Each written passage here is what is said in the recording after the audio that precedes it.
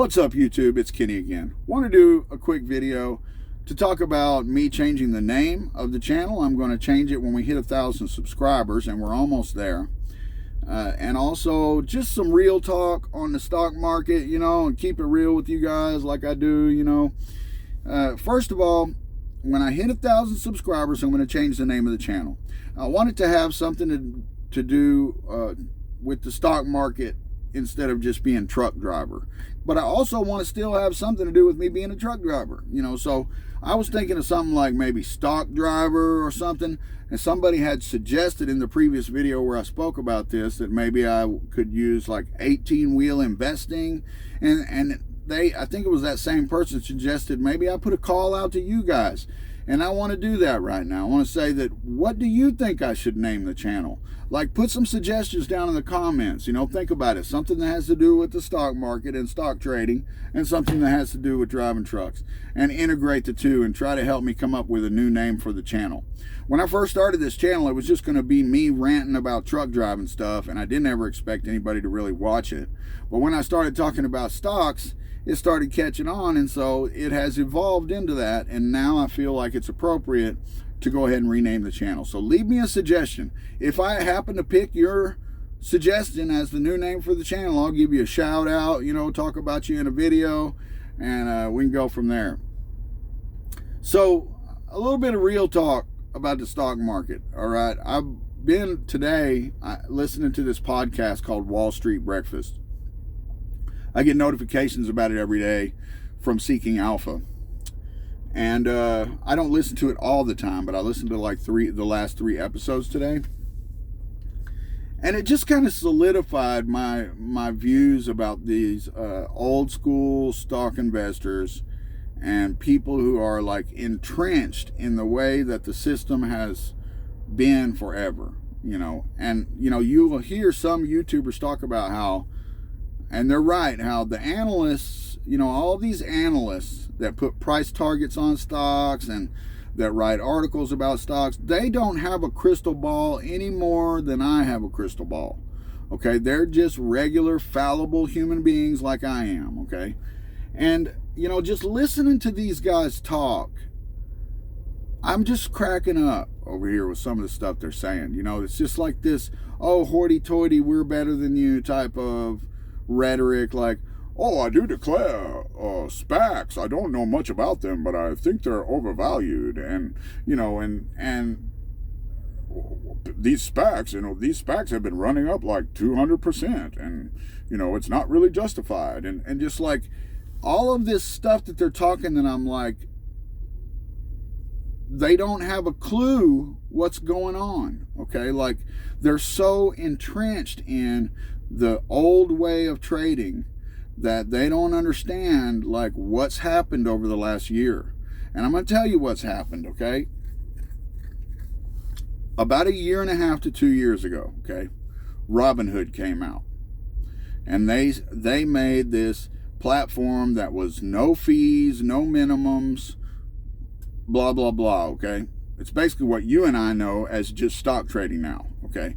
But when I looked into stock trading years ago, I've looked into it several times over the years, it used to be like $5, $10, $15 every time you bought or sold a stock. And, there were minimums. You had to have a certain amount of money in your account to even be allowed to even trade stocks. There was just like all of these barriers to entry. Now, when Robinhood came out and they did this whole no fee thing, all of a sudden, all of these other brokers were basically forced to get rid of all their fees and stuff. So trading right now is not like it was 2 years ago.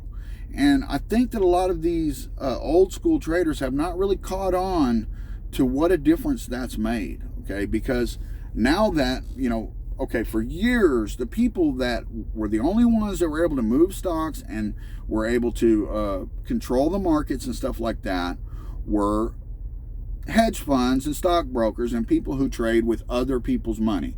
So because they trade with other people's money, they have people constantly looking over their shoulder. The people whose money they're trading are constantly looking over their shoulder. And they're like, Well, if this guy doesn't perform as well as the next guy performs, then he's fucking fired and we're going over here to this other guy. You know what I mean? So there's all this pressure on them to never let anything go down, you know.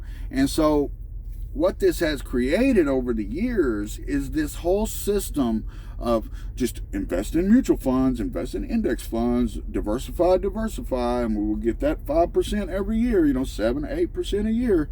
And slow. It's created this whole mindset around investing that has basically, over the last year or so, been turned on its head. Because you and I, retail investors, we don't have to invest like that. We don't have anybody looking over our shoulder. If I want to take a couple $100 and throw it into this stock that, you know, could 10x or could go bankrupt, I can do that. And people are doing that every day right now, and they have been for over a year now.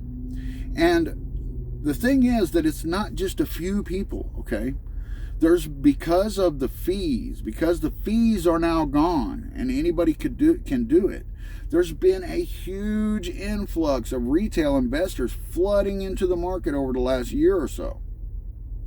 And this has created a fundamental change in the way some stocks move. Of course, you and I and the retail investors, we're not going to move a Coca-Cola. We're not going to move some of these companies because they're just so huge. But when you're talking about SPACs and penny stocks and smaller companies, startups and stuff like that, hype and retail investors can push those stocks up. And so these analysts, they just don't understand. You know, they don't understand that they're dealing with a different animal than they've dealt with in the past, especially when they're looking at these lower market cap, lower float stocks, okay? And it's just important for you to think about, you know, I think about it, you know, I think, you know, you've got this kind of a war between the old school investors and the new school investors. And, you know, maybe you and I do have lessons to learn. I got a lot to learn. I'm not going to pretend like I don't. I haven't been doing this very long. But I'm saying that maybe these old school investors have some shit they need to learn too. You know what I mean? I've been in organizations and stuff in the past where that same kind of scenario has played out, where things were done a certain way for so long, and then all this new change rolled in, and all these old school people were like, oh no, that's not going to work. But then it works, and you know, they have to end up eventually changing their ways. And we've seen that throughout history in lots of different, I mean, like look at the music industry and how it's changed because of technology. Look at all these things that have changed, you know, and the old school guys just didn't adapt fast enough and ended up getting left behind. And like that's like kind of how I feel about the stock market like right now. And you know, I'm not a financial advisor, I'm not an expert in this, but it's just kind of what I see. You know, I see that you've got this huge influx of people like you and me investing in the stock market who are investing in a whole different way, and the old school guys just have not caught on to it. You know, like I see them like on this podcast, you know, they're like, oh, SPACs, ha ha ha ha, and these guys think they're going to make some money on SPACs, ha ha ha ha ha, and Exxon, and you know, and I'm like, come on guys, you got to get with the times here. We're not in those days anymore. And I don't know, it's just some real talk. It doesn't really mean anything in reference to how you're trading and what stocks you're buying, but you know, I thought you might enjoy my perspective on it. I really do think that there's been a fundamental shift that's occurring in the stock market over the last couple of years that has to do with more than just the pandemic and stuff. I think that all of this huge influx of retail investors that have flooded the markets are here to stay. And I think that the way that stocks move, at least to a certain extent, has potentially been changed on a fundamental level going forward, and not just some temporary thing like some of these analysts seem to think, and old school, old guard type people seem to think. I could be wrong. I'm not a financial advisor, but you know, it's possible. So again, suggest me a channel name down in the comments, guys. Everybody leave a suggestion of a channel name down in the comments. If you have stumbled across this and you're not subscribed, go ahead and subscribe to the channel, hit the like button, and you too, leave me a comment, tell me what you think I should name the channel. And thanks for watching, guys.